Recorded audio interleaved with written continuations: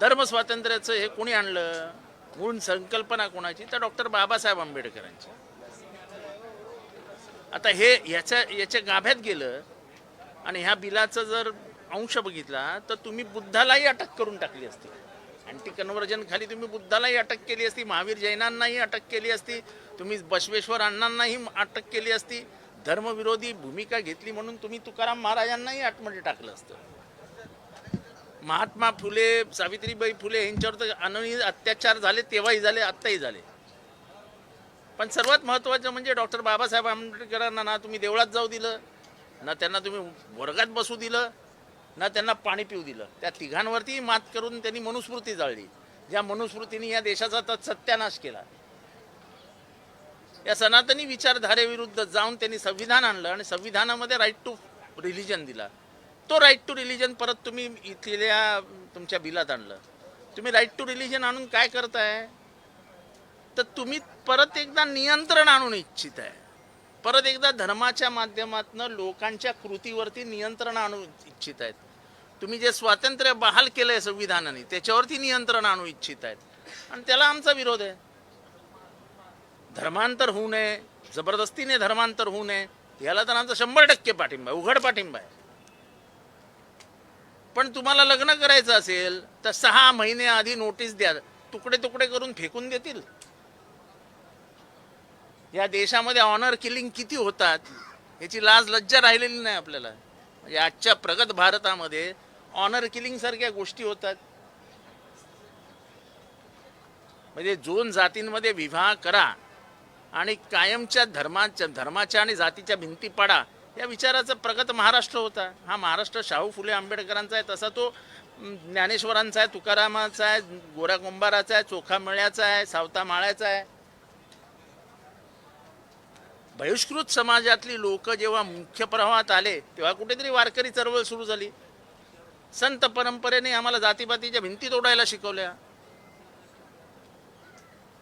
आणि ते धर्म स्वातंत्र्य तुम्हाला संसदेने मान्य करून धर्म स्वातंत्र्यामध्ये आणलं आणि धर्म स्वातंत्र्य हे तुमच्या संविधानात आलं, फंडामेंटल राईटमध्ये आलं. त्या धर्म स्वातंत्र्यावरती तुम्ही परत बोलणार म्हणजे तुम्ही संविधानाला छेद देताय. आम्ही जे म्हणतो ते हेच आहे की तुम्हाला शेवटी संविधानच बदलायचं आहे आणि त्याची सुरुवात करताय तुम्ही हळूहळू. आणि त्याला इतका जातीचा आणि धर्माचा इतका असा व्यवस्थित रंग लावता की बोलताही येत नाही आणि बोलूही देत नाहीत. तुम्ही शिवाजी महाराजांच्या राज्याभिषेकाला विरोध करणार, तुमचा एकही इथला पुरोहित तयार होणार नाही, शेवटी गागा भट्टाला पैसे देऊन आणावं लागतं. शिवाजी महाराजांच्यावरती हल्ला करायला येणाऱ्या अफजल खानाने विजयी व्हावं म्हणून एक वर्ग वाईमध्ये नवचंडी यज्ञ घालतो मोठा की शिवाजी महाराज पराभूत झाले पाहिजे. ह्या हे धर्म स्वातंत्र्य कुठून आलं? एका विशिष्ट जातीचं, एका विशिष्ट समाजातील एका गटाचं धर्म स्वातंत्र्य होतं. धर्म स्वातंत्र्य होतच कुठे? ते आणलं संविधानाने, ते आणलं डॉक्टर बाबासाहेब आंबेडकरांनी. आता तुम्ही काय नवीन धर्म स्वातंत्र्य देणार? तुम्ही ह्याच्या माध्यमातून, धर्माच्या माध्यमातून परत एकदा इथे प्रगतिशील विचारांना लगाम लावण्याचा प्रयत्न करताय. धोरण धर्मामध्ये लग्न करायचंय तर जाहीर नोटीस द्या, बोर्डावर लावा. म्हणजे जे गपचूप लोक माहिती मिळवायची ती अगदी जाहीरपणाने त्यांच्या घरीच नेऊन द्यायची. म्हणजे त्यांच्या घरी याचा मोर्चा, त्याचा मोर्चा, याचा आंदोलन, त्याचं आंदोलन. की आई वडील म्हणतील बाबा रे लग्न नको, भीक नको, पण कुत्रावर. म्हणजे प्रेमाला पण आता तुम्ही सर्टिफिकेट तपासून करा, त्याला पण तुम्ही तहसीलदाराची मान्यता घ्या, कलेक्टरची मान्यता घ्या. असा महाराष्ट्र नव्हता. महाराष्ट्र हा प्रगतिशील विचारांचा महाराष्ट्र होता.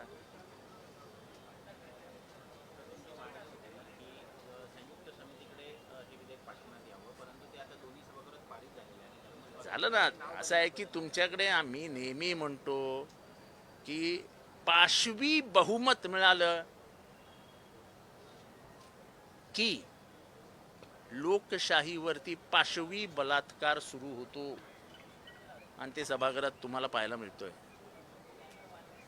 या सभागृहाचं इतकं अवमूल्यन झालं आहे की सभागृहाचं गांभीर्य गेलं आहे. इथे मंत्री उत्तरं द्यायला नसतात. सत्ताधारी पक्षाचं सभागृह चालवणं हे जबाबदारी आहे. 2 मंत्री असले तर असले अशी परिस्थिती सभागृहात आहे. अर्थात विरोधकांची संख्या अल्प असल्यामुळे आम्ही काही बोलू शकत नाही. संख्येच्या जोरावरती ते इतके अंगावर येतात की आम्ही काही करू शकत नाही. त्यामध्ये जे क्लॉज दिले ते म्हणजे 6 महिन्यापूर्वी तुम्ही नोटीस द्या किंवा आम्हाला सांगा, म्हणजे ह्या जर अहो असं आहे की ती नोटीस लावायची तहसीलदाराच्या बोर्डावरती, ती पेपरमध्ये पब्लिश करायची, म्हणजे घराचा पत्ता द्यायचा, म्हणजे घराच्या पत्त्यामध्ये हा इथे राहतो तो तिथे राहतो, हे दोघं लग्न करणार आहेत, म्हणजे त्या दोघांच्याही घरच्यांना टॉर्चर मारहाण झापडवणार, कसली लग्न होणार. यामुळे एक वेगळा उद्रेक पसरू शकतो समाजामध्ये. तुम्हाला हे सगळं बंदच करायचं आहे. रोटी बेटी वेच्या व्यवहाराच्या माध्यमातून इथे होणारा आपलेपणा हा नष्ट करून टाकायचा आहे. धर्माचा कलर लावून तुम्हाला राजकीय स्वरूप द्यायचं आहे. पॉलिटिकल असं आहे की मी नेहमी म्हणतो की पॉलिटिकल आयडिओलॉजी तुमची कुठलीही असू दे, पण ती that should not be contradictory to the constitution. तुमची पॉलिटिकल आयडिओलॉजी तुम्ही ज्या ह्या बिलात आणली आहे, it is contradictory to the constitution. कॉन्स्टिट्यूशनने राईट टू प्रायव्हसी दिला आहे. मी काय करायचं आहे, राईट टू प्रायव्हसी आहे मला. मग तुम्ही कॉन्स्टिट्यूशनमधनं दिली आहे कशाला मला राईट टू प्रायव्हसी? मी लग्न कोणाशी करायचं आहे तुम्ही कोण ठरवणार आहे? आई वडील नाही ठरवू शकत. एका सज्ञान झालेल्या पोरापोरीचं लग्न कोणी कोणाशी करावं हे आई वडील नाही ठरवू शकत. तुम्ही ठरवणार आहे कोण? सरकार.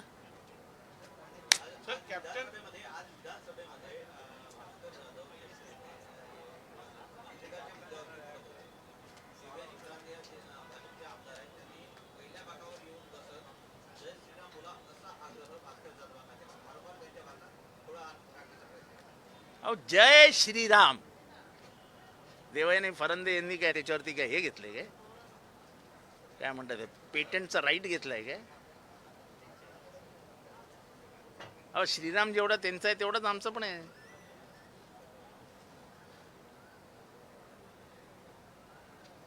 हे पेटंट घेण्याची कामं झालीत ना. हिंदूंचं सर्टिफिकेट आमच्याकडनं घ्या, कशाला घेईल कोण? आम्ही हिंदू आहोत ना, पण आम्ही तुकाराम महाराजांच्या विचारांचे हिंदू आहोत. आम्ही चोख्या मेळ्याच्या विचाराचे हिंदू आहोत. आम्ही सावत्या माळ्याच्या विचाराचे हिंदू आहोत. आम्ही सावित्रीबाई फुले आणि ज्योतिबा फुलेंच्या विचारांचे हिंदू आहोत. शाहू महाराजांच्या विचारांचे हिंदू आहोत. काय त्याचे चुकीचं काय आहे? हे कोण सांगणार जय श्रीराम म्हणा? 100 त्यांच्या घरात जाऊन म्हणतो जय श्रीराम. कोण बंदी घालणार आहे आमच्यावरती? कोण आम्हाला नाही सांगणार आहे? विजय वडेट्टीवारांकडनं सुप्रिया सुळे यांनी विधान केलं आहे की जी बारामतीतील पोटनिवडणूक आहे त्याच्या संदर्भात सुनेत्रा पवार यांच्यासमोर उमेदवार देण्यासंदर्भात एकूणच कुठेतरी अजून तयार नाही आहे राष्ट्रवादी. तर विजय वडेट्टीवार त्याच्यावर म्हणताना म्हणणं आहे की आम्ही कुठेतरी विचार करू, एकूणच महाविकास आघाडी म्हणून ही भूमिका आम्हाला कुठेतरी मान्य नाही. असं आहे की हे सगळं वरिष्ठ पातळीवर ठरवलं जाईल. मी छोटा कार्यकर्ता आहे, आपल्याला काय माहीत नाही. पण नेमकं भूमिका काय आहे? मला काही भूमिका माहीत नाही. भूमिका वरती ठरवली जाईल आणि तसा निर्णय घेतला जाईल. या विधेयकाविरोधात अनेक संघटना ज्या आहेत त्या कोर्टात जाण्याचा निर्णय घेतला. कोर्टाचे विधेयक 12 ठिकाणी असा कायदा पारित झाला जिथे बीजेपीचे सरकार आहे आणि 12च्या 12चे हे कोर्टाने थांबवून ठेवले. हा फक्त महाराष्ट्राचं वातावरण गढूळ करण्यासाठी आणलेला विधेयक आहे, बाकी काहीही कारण नाही. एका मंत्र्याने सांगितलेले 1 लाख लव जिहादची हे झालीत प्रकरणं झाली. 10 प्रकरणं नाही आणू शकला तो मंत्री विधानसभेत. बोलायला काय? बोलायला थोडी पैसे लागतात, काय जबाबदारी असते आपल्यावर? बोलायचं. सर, खराताना पकडलेला आहे कॅप्टन खराताना नाशिकमध्ये मोठी कारवाई झालेली आहे. यांचे संबंध अनेक राजकीय नेत्यांच्या समोर येत आहेत. रुपाली चाकणकर एका ते सदस्य एका कमिटी सदस्य आहेत त्यांच्या. ठीक आहे, याच्याबद्दल मला काही फार माहीत नाही. त्यांचे भक्त कोण आहेत हेही मला माहीत नाही. प्रत्येकाचं आपापलं असतं, जातात. आता मी कशाला कोणाची नावं घेऊ? शोधा. अंधश्रद्धा कायदा आणण्यावेळी तुमची मोठी भूमिका होती. माझी मोठी भूमिका होती, पण मी आता भक्तगणांची यादी जाहीर करू का? तुमची काय इच्छा आहे की मी भक्तगणांची यादी जाहीर करू का? तुम्ही शोधा ना, शोध पत्रकारिता करा. त्याच्यात पण जरा मजा येईल तुम्हाला, म्हणजे तुम्हाला कळेल महाराष्ट्रात इथे किती जण जायची तिथे. कंगना राणावत कोणाला काही म्हणू शकते, त्या महान आहे तो. ते अतिशय बुद्धिमान आहेत, प्रचंड अभ्यास केलेला आहे त्यांनी, त्या देशाच्या राजकारणामध्ये त्यांचं अनन्यसाधारण महत्त्व आहे. त्यामुळे कंगना राणावत बोलले आहेत तर त्यांना मी काय बोलू शकतो, खूप मोठ्या आहेत होत्या. हा सर सर रोहित पवारांनी सांगितलेलं की जय पवारांकडे अजितदादांच्या मृत्यूसंबंधी अनेक पुरावे आहेत, ते वेळेला पत्रकार परिषद घेऊन आम्ही दाखवू. आता ते बोलल्यानंतर मी आता याच्यावर काय बोलू? नाही, माझी काय रिॲक्शन आहे? उपमुख्यमंत्री सुनेत्रा पवार जे आहेत त्यांनी आणि जय निवेदन पवारांकडे देऊन दबाव आहे. सुद्धा अद्यापही सीबीआयकडे हे प्रकरण वर्ग करण्यात आलेलं नाहीये. आणि जय पवारांवरती दबाव आहे. हे बघा, तो त्यांच्या फॅमिलीचा इश्यू आहे. ते सुनित्रा वहिनी बघतील आणि ते बघतील, आपण कशाला त्याच्यामध्ये बोलावं? जो संशय आपल्याला आहे तो रोहित पवार व्यक्त करतोय. रोहित पवारचं म्हणणे आम्हाला मान्य आहे. हा सर, आत्ताच कॉन्ट्राडिक्टरी तुम्हाला रिलिजियस थॉट्सचे सत्तेच्या केंद्रीकरणामध्ये संजय क्षीरसागर वक्तव्य असू द्या, हिंदू राष्ट्रधर्म वक्तव्य असू द्या, आणि तुम्ही आणि विरोधी पक्ष पण आता नाही आहे विधानसभेमध्ये, तर हे अंकुश ठेवायचं सरकारचा उद्देश उमेदवार म्हणत होते. कसं पाहता तुम्ही सगळं? नाही, पण मी सांगितलं ना, या धर्मस्वातंत्र्याच्या बिलाच्या माध्यमातून परत एकदा धर्मावरती आपली पकड आणण्याचा प्रयत्न केला जातोय. जी धर्मावरची पकड संविधानाने बाबासाहेब आंबेडकरांनी काढून टाकली होती, ते परत आणण्याचा प्रयत्न आहे हा.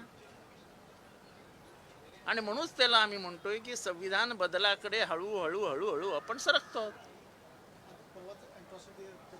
म्हणजे ह्या बिलाचा जर व्यवस्थित अभ्यास केला तर गौतम बुद्धाला जेलमध्ये टाकलं असतं, महावीर जैनांना जेलमध्ये टाकलं असतं, बसवेश्वर अण्णांना जेलमध्ये टाकलं असतं, धर्मविरोधी कारवाया केल्या म्हणून ज्ञानेश्वरांना जेलमध्ये टाकलं असतं, तुकाराम महाराजांना जेलमध्ये टाकलं असतं, गोरा कुंभार सावता माळी सगळ्यांना जेलमध्ये टाकलं असतं. डॉक्टर बाबासाहेब आंबेडकरांना तर नोटीस नाही दिली म्हणून जेलमध्ये बसवलं असतं.